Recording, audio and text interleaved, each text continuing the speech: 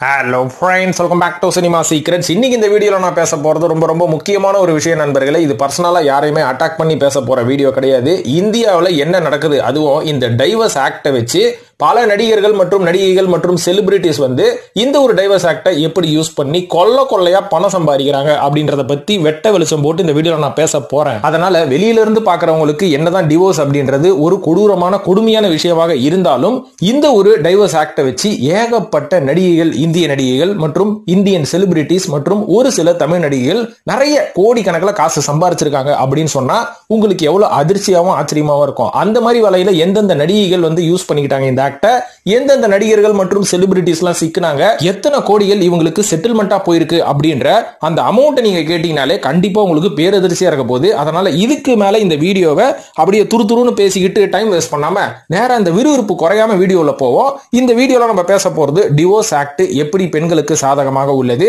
இதுவே ஆண்களுக்கு எப்படி பாதகமா இருக்குது, இதை வந்து எப்படி ஒரு சில செலிபிரிட்டிகள் யூஸ் பண்ணி கொள்ளடிச்சாங்க கோடிக்கணக்கில் காசு தன்னோட எக்ஸ் ஹஸ்பண்ட் கிட்ட இருந்து, மற்றும் நம்ம தமிழ் நடிகர்களும் இதுல எப்படி சிக்கிருக்காங்க அப்படின்றத பத்தி விலாவும் வரியுமா பேசுவோமா. சோ நண்பர்களே, இந்த வீடியோல இந்த செலிபிரிட்டிகள் எப்படி எல்லாம் அஃபெக்ட் ஆயிருக்காங்க அப்படின்றத பத்தி பேசுறதுக்கு முன்னாடி இந்த டிவோர்ஸ் ஆக்ட் எப்படி இருக்கு, நம்ம இந்தியன் சட்டத்தின்படி எப்படி இருக்கு அப்படின்றத பத்தி பேசுவோம். இது வந்து ரெண்டா பிரிக்கலாம் நண்பர்களே. ஒன்னு வந்து என்னன்னு பாத்தீங்கன்னா protection of women domestic violence act 2005 அப்படின்ற மாதிரி ஒரு சட்டம் இருக்கு. இன்னொன்று வந்து பாத்தீங்கன்னா மியூச்சுவல் கன்சென்ட் செக்ஷன் 125 அப்படின்ற மாதிரி சொல்றாங்க. இதையும் தாண்டி ஒரு எக்ஸப்ஷனல் கேஸ் என்னன்னு பாத்தீங்கன்னா IPC 498A படி டவுரி ஆக்ட்னு ஒன்னு இருக்கு. இது மூணுமே பாத்தீங்கன்னா பெண்களுக்கு மிகவும் சப்போர்ட்டிவான செக்ஷன்ஸ் அப்படின்ற மாதிரி சொல்றாங்க. இதுல எந்த விதத்துல ஒரு சில அப்பாவி ஆண்கள் சிக்கிப்பாங்க அப்படின்னு பாத்தீங்கன்னா, நான் சொன்ன பாத்தீங்களா, முதலாவதா protection of women domestic violence act அப்படின்றதுல தான் பல பேர் சிக்கிப்பாங்க. அதுக்கப்புறம் நாங்க வந்து மனம் பூர்வமா ஒத்துக்கிட்டு நாங்க வந்து டிவோர்ஸ் வாங்கிக்கிறோம் அப்படின்னு சொல்றவங்கலாம் மியூச்சுவல் கன்சென்ட்ல சிக்கிப்பாங்க. முக்காவாசி தமிழ் நடிகர்கள் இந்த மியூச்சுவல் கன்சென்ட்ல தான் இன்னைக்கு டிவோர்ஸ் வாங்கியிருக்கிறாங்க. ஆனா நான் ஏற்கனவே சொன்ன அந்த ப்ரொடெக்ஷன் ஆஃப் வயலன்ஸ் ஆக்டை வச்சுக்கிட்டு எவ்வளவு செலிபிரிட்டிஸ் வந்து தன்னோட கணவர்கள் கிட்ட பொய் வழக்கெல்லாம் போட்டு கொள்ளையா சம்பாரிச்சிருக்காங்க அப்படின்றத பத்தி நம்ம இப்ப பேசுவோம்.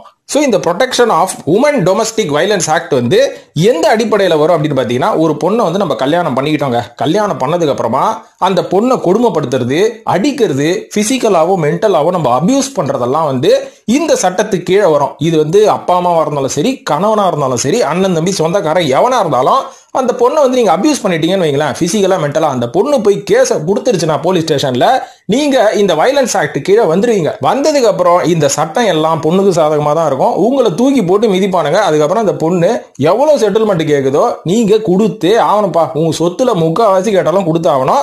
இது ஒரு சட்டம். இது வந்து ஒரு நியாயமான சட்டம் சொல்லலாம். ஏயா பொண்ணை கட்டி வச்சா என்ன வேணாலும் பண்ணுவியா அப்படின்ற மாதிரி நம்மளுக்கே கேட்க தோணுது இல்ல.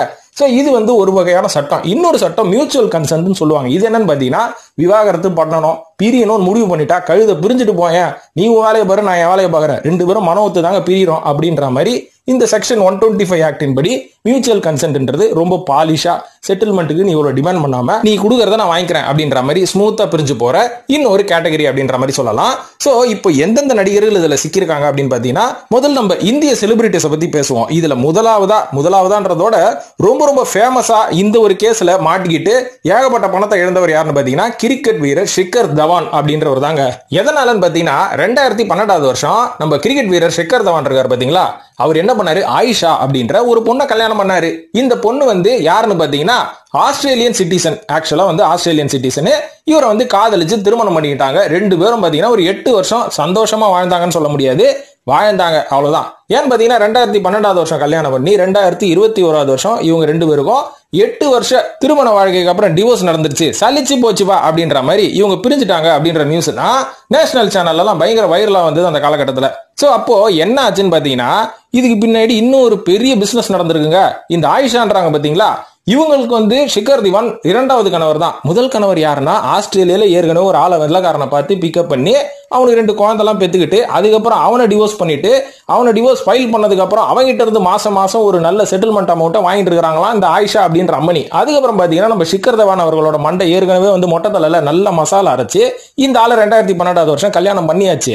பண்ணதோட 2014 இவங்களுக்கு ஒரு ஆம்பளை குழந்தை பிறந்ததுங்க. அந்த ஆம்பளை குழந்தை எங்க பிறந்ததுன்னா ஆஸ்திரேலியால பிறந்திருக்கு. உடனே இது ஆஸ்திரேலியன் சிட்டிசன் அப்படின்ற மாதிரி வந்ததுக்கு அப்புறமா ஷிக்கர் தவானுக்கு செம காண்டு. ஏங்க இந்த பொண்ணு கல்யாணம் பண்ணதோட சரிங்க, அது எவ்வளவு பாத்தீங்கன்னா வருஷத்துக்கு 11 மாசம் இது ஆஸ்திரேலியால தான் இருக்கும், ஒரு மாசம் மட்டும் அப்பப்போ சீசனுக்கு வந்துட்டு போவோம், இது பேர் குடும்பம் நடத்துற லட்சமா இது, இதனாலதான் நான் 8 வருஷம் போனா போதுன்னு பொறுத்து போய் இப்ப ஃபைனலா வந்து நான் டைவர்ஸ் பண்ண போறேன் அப்படின்ற மாதிரி சொன்னதுக்கு அப்புறம் இவரோட மனைவி ஆயிஷா என்ன தெரியுமா பண்ணாங்க, வா டிவோர்ஸ் அப்ளை பண்றியா, அப்ளை பண்ணு, எனக்கு மிகப்பெரிய அமௌண்ட்டை கொடு, ஒரு 50% உன்னோட சொத்துல இருந்து எனக்கு ஒரு அமௌண்ட் வந்தே ஆகணும் அப்படின்னு சொன்னதுக்கு செம காண்டாயிட்டாரு ஷிகர் தவான். என்ன பண்ணாரு, என் மேலே நீ கேஸ் போடுறியா, நான் இந்தியன் கோர்ட்ல ஃபைல் பண்றேன் வாடி அப்படின்னு சொல்லி இவர் வந்து ஒரு சில குற்றச்சாட்டுகளை முன் வச்சாரு. அதுல முதல் குற்றச்சாட்டு என்னன்னா, இந்த 8 வருஷத்துல இவங்களுக்கு நான் 13 கோடி ரூபாய் செலவு பண்ணிருக்காங்க. அந்த செலவு கணக்கு என்னன்னு பாத்தீங்கன்னா, இவங்க திங்கிறது தூங்குறது, ஆஸ்திரேலியாக்கு அப்பப்போ பிளைட்ல போயிட்டு வருது, ஏற்கனவே முதல் கணவருக்கு பிறந்த 2 பிள்ளைங்க இருக்காங்க பாத்தீங்களா, இவங்களோட ஸ்கூல் செலவு, அதுக்கப்புறம் இப்ப எனக்கு பிறந்தான் பையன் வரங்க அவனுக்கு செலவு, இது மட்டும் இல்லாம இவங்க வச்சுக்கிற நாய்க்கு ட்ரைனிங் செலவு, இது மட்டும் இல்லாம 2 ப்ராப்பர்ட்டி நான் வாங்கி கொடுத்துருக்காங்க, அந்த ப்ராப்பர்ட்டியில கோ ஓனர் இவங்க தான், இவ்வளவு விஷயங்கள் நான் பண்ணிருக்கிறேன், இது எல்லாமே எனக்கு திரும்ப வேணும் அப்படின்ற மாதிரி கோர்ட்ல ஃபைல் பண்ணிக்கிறாரு கேஸ். இதுக்கு நம்ம இந்தியன் கோர்ட்ல இருந்து ஜட்ஜஸ் எல்லாம் என்ன பண்ணிருக்காங்க, ஆயிஷா ஆஸ்திரேலியால இருந்து வரவும் விசாரணை பண்ணணும் அப்படின்னா ஆயிஷா இந்தியாவுக்கு வரவே இல்லை, அதுக்கு பதிலாக அவங்களோட லாயரை மட்டும் அப்பப்போ அனுப்பி வச்சோன்னே நம்ம இந்தியன் கோர்ட் ஜட்ஜஸ் செம்ம காண்டாயிட்டாங்க. என்னமா நீ அங்க இருந்து வரவே மாட்டற, உனக்கு இன்னாதான் வேணும் அப்படின்னதுக்கு ஆயிஷா என்ன தெரியுமா சொல்லுச்சு, இவருக்கு நான் டிவோர்ஸ் கொடுக்கணும்னா கிட்டத்தட்ட 2.5 மில்லியன் ஆஸ்திரேலியன் டாலர் இவர் எனக்கு கொடுத்தாகணும், அப்பதாங்க குடும்பம், இல்லைன்னா இவரை விடமாட்டேன் அப்படின்னதுக்கு இந்தியன் கோர்ட் செம காண்டாயிடுச்சு. அவங்க என்ன தீர்ப்பு கொடுத்தாங்க, ஷிகர் தவான் நீங்க இவ்வளவு செலவு பண்ணிருக்கீங்க, இவ்வளவு செலவு பண்ணது மட்டும் இல்லாம இந்த பொண்ணு உங்களுக்கு கூட சேர்ந்து குடும்பம் நடத்தவும் இல்ல, இதே ஒரு வேலையை எடுத்து பண்ணுது அப்படின்ற மாதிரி நாங்க புரிஞ்சுக்கிட்டோம் உங்களோட கேஸ்ல இருந்து, அதனால ஒரு பைசா கூட நீங்க இது மாதிரி செலவு பண்ணக்கூடாது, உங்களுக்கு நாங்க டிவோர்ஸ் வழங்கிடுறோம் அப்படின்னு உடனே இந்த பொண்ணுக்கு ஒரு பேர் எதிர்ச்சு. அது என்ன பண்ணுச்சு, சரி நீ ஒரு கிரிக்கெட்டர் தானே, எப்படியோ கோர்ட் உன்னை காப்பாத்திட்டாங்க, ஆனா உன் நேம நான் ஸ்பாயில் பண்ணுவேன்னு சொல்லி மீடியாவிலாம் இவர் என்னை ஏமாத்திட்டாரு, ஒரு பைசா கூட கொடுக்காம என்னை ஏமாத்திட்டாரு அப்படின்ற மாதிரி ஏகப்பட்ட மீடியாவில் போய் வந்து இந்த அம்மா வந்து பேட்டி கொடுத்த உடனே ஷிகர் தவான் அவர்களோட பேரு நாரி போயிடுச்சு. நாரி எப்படி எல்லாம் பாத்தீங்களா இந்த ஒரு ஆக்டை யூஸ் பண்றாங்க. சோ இதே மாதிரி ஷிகர் தவானோட போச்சான்னு பாத்தீங்கன்னா இன்னொரு கிரிக்கெட்டர் மாட்டினாரு, ஹர்திக் பாண்டியா அப்படின்ற ஒரு ஞாபகம் இருக்குங்களா, அவரு நதாஷா ஸ்டன்கோவிக் அப்படின்ற மாதிரி ஒரு பொண்ணை கல்யாணம் பண்ணாரு. டிவோர்ஸ் பண்ணும்போது அந்த பொண்ணு கோர்ட்ல கேஸ் போட்டு கிட்டத்தட்ட ஹர்திக் பாண்டியாவோட சொத்துல இருந்து 70% சொத்து எனக்கு வேணும் அப்படின்ற மாதிரி கேட்டாங்க. சோ ஆக்சுவலா ஹர்திக் பாண்டியாவோட மொத்த சொத்து மதிப்பு எவ்வளவுன்னு பாத்தீங்கன்னா 94 கோடி, அதுல 70%னா 85 கோடி ரூபாய் எனக்கு வேணும் அப்படின்ற மாதிரி கேட்டிருக்காங்க. மீதி இருக்கிற ஒரு 20 கோடி சொச்சம் தான் ஹிருதிக் பாண்டியாவுக்கே போவோம் அப்படின்ற மாதிரி கணக்கு போட்டு பார்த்த உடனே ஹிருதிக் பாண்டியாவுக்கும் ஷாக்கு, கோர்ட்ல இருக்கிற ஜட்ஜுக்கும் ஷாக்கு. அதுக்கப்புறம் இந்த கேஸ் அப்படியே ஊத்தி மூடிட்டாங்க. ஆனா ஒரு மிகப்பெரிய செட்டில்மெண்ட்டை இவர் கொடுத்துதான் செட்டில் பண்ணாரு அப்படின்ற மாதிரி சொல்லப்படுது.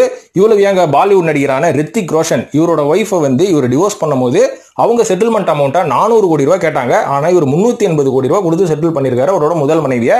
ஆமீர் கான் மட்டும் 2012 வருஷம் அவரோட முதல் மனைவி வீணா அவர்களை விவாகரத்து பண்ணும்போது கிட்டத்தட்ட 50 கோடி ரூபாய் கொடுத்து செட்டில்மெண்ட் பண்ணிருக்காங்க. இவ்வளவு ஏங்க ரேமண்ட் அப்படின்ற ஒரு மிகப்பெரிய கிளாத்திங் பிராண்ட் இருக்கு பாத்தீங்களா, இதோட ஓனரான கௌதம் சிங்கானியா கிட்டத்தட்ட 36 வருஷம் கழிச்சு அவரோட மனைவியை வந்து அவர் டிவோர்ஸ் பண்ணாரு. நவாஸ் சிங்கானியா அப்படின்றவங்கள எவ்வளவு தெரியுங்களா கொடுத்து செட்டில்மெண்ட் பண்ணாரு, 11,000 கோடி அவங்க டிமாண்ட் பண்ணாங்க. ஆனா அந்த 11,000 கோடி இவர் டிமாண்ட் பண்ணதுக்கு ஏத்த மாதிரி கொடுத்தாரா அப்படின்றதையும் தாண்டி இவர் மிகப்பெரிய அமௌண்ட் கொடுத்து செட்டில் பண்ணிருக்காரு அப்படின்ற ஒரு தகவலும் வந்திருக்கு. அது என்ன அமௌண்ட் அப்படின்றத அவங்க டிஸ்க்ளோஸ் பண்ணவே இல்லை. சோ இது வந்து நம்ம இப்போ வரைக்கும் பார்த்தது இந்தியன் செலிபிரிட்டிஸ் மற்றும் பிசினஸ் மேன். நம்ம தமிழ் நடிகர்களுக்குள்ளேயும் ஏகப்பட்ட மியூச்சுவல் கன்சென்ட் நடந்து நம்ம தமிழ் நடிகர்களும் விவாகரத்து பண்ணதுக்கு அப்புறம் மிகப்பெரிய செட்டில்மெண்ட் அமௌண்ட் எல்லாம் கொடுத்துருக்காங்க. உதாரணத்துக்கு சமந்தா அவர்களை நாக சைத்தன்யா டிவோர்ஸ் பண்ணாரு பாத்தீங்களா, அந்த டைம்ல நாக சைத்தன்யாவே 200 கோடி ரூபாய் வரைக்கும் உங்களுக்கு தரேன் அப்படின்னதுக்கு சமந்தா அவர்கள் வேணாம்னு சொல்லிட்டாங்க. அதுக்கப்புறம் அட்லீஸ்ட் ஒரு 50 கோடியாச்சும் தரேன் அப்படின்னு நாக சைத்தன்யா சொன்னதுக்கு சமந்தா உன்னோட ஒத்த பைசா கூட வேணாம், உன்னை லவ் பண்ணி தான் கல்யாணம் பண்ணிட்டேன், என்னால என்னோட காசை நானே சம்பாரிச்சுவேன் அப்படின்னு சொல்லி பெருந்தன்மையா வந்துட்டாங்க. ஆனா எத்தனை நடிகைகள் எத்தனை நடிகர்களோட மனைவிகள் இப்படி இருந்தாங்க அப்படின்றது வந்து நம்மளால கன்ஃபார்மே பண்ண முடியாது. ஏன்னா அரவிந்த் சுவாமி அவர்களே அவரோட முதல் மனைவியான காயத்ரி ராமமூர்த்தி விவாகரத்து பண்ணும்போது 75 லட்சம் ரூபாய் செட்டில் பண்ணிருக்காரு. மாசம் 1 லட்சம் ரூபாய் அவங்களோட மந்த்லி எக்ஸ்பென்ஸுக்கு கொடுத்துக்கிட்டு இருக்காராம். பிரபுதேவா மட்டும் ஒண்ணும் இல்லைங்க, அவரும் மியூச்சுவல் கன்சர்ன்ல தான் அவரோட முதல் மனைவியான ராம்லதா அவர்களை வந்து பிரிஞ்சாரு இல்லைங்களா இந்த நயன்தாரா இஷ்யூல. ஆனா பிரிஞ்சப்போ அவங்களுக்கு கோர்ட் ஆர்டர் படி என்னென்ன கொடுத்துருக்காரு தெரியுங்களா, அண்ணா நகர்ல ஒரு பங்களா, அது மட்டும் இல்லாம 3 அபார்ட்மெண்ட் கொடுத்துருக்காரு, ஈஞ்சம்பாக்கம் பக்கத்துல இருக்கிற சீ சைடு வில்லா கொடுத்துருக்காரு, ஹைதராபாத்ல இருக்கிற ஒரு ப்ராப்பர்ட்டி கொடுத்துருக்காரு. இது மட்டும் இல்லாம அந்த காலகட்டத்தில் டிவோர்ஸ் பண்ணும்போது ஒரு 10 லட்சம் ரூபாய் அப்படின்ற மாதிரி ஒரு செட்டில்மெண்ட் கொடுத்துருக்காங்க. ஆனா இவர் கொடுத்த ப்ராப்பர்ட்டியோட மொத்த வேல்யூ வந்து கிட்டத்தட்ட 30 கோடி ரூபாய் அப்படின்ற மாதிரி சொல்லப்படுது. இவ்வளவு அமௌண்ட் கொடுத்து தான் செட்டில் பண்ணிருக்காரு. ஆனா நம்ம பிரபுதேவா கழுவி ஊத்துறோம். ஆனா இருந்தாலும் ராம்லத் அவர்கள் கூட கணவர் இல்லை அப்படின்ற ஒரு வருத்தமும் இருக்கு. இருந்தாலும் இந்த ஆக்டின் படி பெண்களுக்கு எவ்வளவு பெனிஃபிட்ஸ் இருக்கு பாருங்க. நம்ம பிரபுதேவா கழுவி ஊத்தின்னு தான் இருக்கிறோம். ஆனா இவ்வளவு செட்டில்மெண்ட்டும் ஒரு பண்ணிருக்காரு அப்படின்றது இன்னி வரைக்கும் வெளில வரல பாத்தீங்களா. இதே மாதிரி பாலிவுட்ல அர்பாஸ் கான் அப்படின்றவர் மலைக்கா அரோரா அப்படின்றவங்களை திருமணம் பண்ணி 18 வருஷம் கழிச்சு அவங்கள டிவோர்ஸ் பண்ணாரு. அதுக்காக 10 கோடி ரூபாய் கொடுத்துருக்காரு. இன்னைக்கு மலைக்கா அரோரா அர்ஜுன் கபூர் அவங்களோட சின்ன பையனோட சுத்தி நிற்கிறாங்க. இதெல்லாம் என்ன பண்ணியாயம்? கமலஹாசன் அவர்கள் கூட முதல் மனைவியான வாணியை வந்து ரிலேஷன்ஷிப்ல இருந்து, அதாவது கல்யாணம் பண்ணார்ல, அவங்கள கல்யாணம் பண்ணி டிவோர்ஸ் பண்ணப்போ அவங்களுக்கும் ஒரு சின்ன அமௌண்ட் கொடுத்து செட்டில் பண்ணார் அப்படின்ற மாதிரி சொல்லப்படுது. இதுக்கப்புறம் தான் இனிமேல் கல்யாணமே வேணாண்டான்னு சொல்லி லிவ் இன் ரிலேஷன்ஷிப் அப்படின்ற மாதிரி மெயின்டைன் பண்ணிட்டு இருந்தாரு கமலஹாசன் அவர்கள். இப்ப தெரியுதுங்களா வனிதா அவர்கள் எதனால இத்தனை மேரேஜ் பண்றாங்கன்னு? ஏன்னா முதல் ஹஸ்பண்ட் பிரியும் போதே கண்டிப்பா ஒரு செட்டில்மெண்ட் அவர்கிட்ட இருந்து வாங்கியிருப்பாங்க. இரண்டாவது ஹஸ்பண்ட் ஆனந்த் என்ற ஒரு திருமணம் பண்ணும்போது அவரும் ஒரு மிகப்பெரிய பிசினஸ் மேனா, அவர்கிட்ட இருந்து வெளில வரும்போது அவங்க எவ்வளவு கலெக்ட் பண்ணாங்க அப்படின்றது அக்யூரேட்டா நம்மளுக்கு தெரியல. ஆனா இன்னைக்கு வனிதா அவர்களோட சொத்து மதிப்பு 7 கோடி ரூபான்றாங்க. எங்க இருந்து வந்து 7 கோடி? சத்தியமா விஜயகுமார் கொடுத்துருக்க மாட்டாரு. இதே மாதிரி நடிகை ராதிகா அவர்கள் கூட சொல்லலாம். ஏன்னா முதல் கணவரை பிரிஞ்சதுக்கு அப்புறமா இரண்டாவது ஒரு வெள்ளக்காரனை கல்யாணம் பண்ணார் இல்லைங்களா, அவரை வந்து டிவோர்ஸ் பண்ணதுக்கு அப்புறமா தான் ராதிகா அவர்களோட சொத்து மதிப்பு எங்கேயோ போய் அவங்க ரேடன் அப்படின்ற மாதிரி ஒரு விஷயங்கள்லாம் ஆரம்பிச்சு பெரிய நிறுவனம் ஆரம்பிச்சு இவ்வளவு சொத்துக்காரனா ஆனாங்க. ஏன்னா அவரை பிரியும் போது அவர் எவ்வளவு செட்டில்மெண்ட் பண்ணாரு அப்படின்ற மாதிரி நம்மளுக்கு தெரியல. இப்போ வரிசையில நம்ம தனுஷ், ஐஸ்வர்யா, ஜெயம் ரவி, ஆர்த்தி, அதுக்கப்புறம் ஜிவி பிரகாஷ், சைந்தவி, இந்த மாதிரி ஒரு லிஸ்டே போயிட்டு இருக்குது. இந்த வீடியோவை இவங்கள யாராவது ஒருத்தர் பார்த்து இல்ல இவங்களுக்கு சம்பந்தப்பட்டவங்க பார்த்து சொன்னாங்கன்னா இவங்களாம் டிவோர்ஸே பண்ண மாட்டாங்க. எப்ப பண்றதுக்கு பதிலாக நாங்க ஒன்னா சேர்ந்து வாழ்றோம், இவ்வளவு காசெல்லாம் கொடுத்து மாலாதராடே அப்படின்ற மாதிரி கண்டிப்பா ஒண்ணு கூடிடுவாங்க. அந்த சட்டம்லாம் உங்களுக்கு தெரிஞ்சிருக்கும். இருந்தாலும் சின்னதா ஒரு அமௌண்ட்டை போட்டு சைலண்டா முடிச்சுக்கலாமே. ஏன்னா தமிழ் சினிமாவை பொறுத்த வரைக்கும் நான் சொன்ன மாதிரி இந்த உமன் வயலன்ஸ் ஆக்ட் எல்லாம் பெருசா இங்க வேலை செய்யாது. நம்ம ஆண்கள்லாம் அவ்வளவு சீர கை வைக்கிறது கிடையாது. அதனால மியூச்சுவல் கன்சென்ட்ல பிரிஞ்சாலும் ஒரு பெத்த அமௌண்ட் கொடுத்துதான் ஆகணும் அப்படின்னு தெரிஞ்சிருச்சுன்னா இவங்க எல்லாம் ஒண்ணு கூடியே வாழ்வாங்க. இது நடிகர்களுக்கு மட்டும் பொருந்தாத நண்பர்களே. உங்களுக்குள்ள எல்லாம் திருமணம் ஆகி என் முன்னாடி பிடிக்கல அப்படின்னு பிரியறதுக்கு முன்னாடி ஒரு 10 தடவை யோசிச்சுக்கோங்க. மனைவிகளே, உங்க புருஷன் ஏதாவது ஏடா விட பண்ணானா இந்த ஆக்டின் படி அவன் மேல கேச போடு, அவன் கொடுத்துதான் ஆகணும், இல்லைன்னா பொத்திக்கிட்டு அவங்க கூட குடும்பம் நடத்தி தான் ஆகணும். இது 2 பேருமே சாதகமானது. இருந்தாலும் இதை நெகட்டிவாவோ தவறான வழியில் யூஸ் பண்ணணும்னு நினைச்சா சட்டம் தன் கடமையை செய்யும் அப்படின்னு சொல்லி இந்த வீடியோ நான் முடிச்சுக்கிறேன் நண்பர்களே. இந்த வீடியோ பார்த்ததுக்கு நன்றி. நம்ம சினிமா சீக்ரெட்ஸையும் சப்ஸ்கிரைப் பண்ணுங்க. சினிமா சீக்ரெட்ஸ் ரிவ்யூ அப்படின்ற ஒரு சினிமா சேனல், சினிமாவை ரிவ்யூ பண்ணும் சேனல் ஒன்று ஆரம்பிச்சிருக்கிறேன். அதையும் சப்ஸ்கிரைப் பண்ணி ஃபாலோ பண்ணுங்க. ஏகப்பட்ட படங்களை பத்தி நான் நிறைய ரிவ்யூ பண்ணிட்டு இருக்கேன். இது மட்டும் இல்லாம நம்ம சேனலை சப்போர்ட் பண்ணும் அப்படின்னு நினைக்கிற நல்லுள்ளங்கள் கண்டிப்பாக நம்ம சேனல் மெம்பர்ஷிப்ல ஜாயின் பண்ணி நம்ம சேனலை சப்போர்ட் பண்ணுங்க நண்பர்களே. நன்றி, வணக்கம்.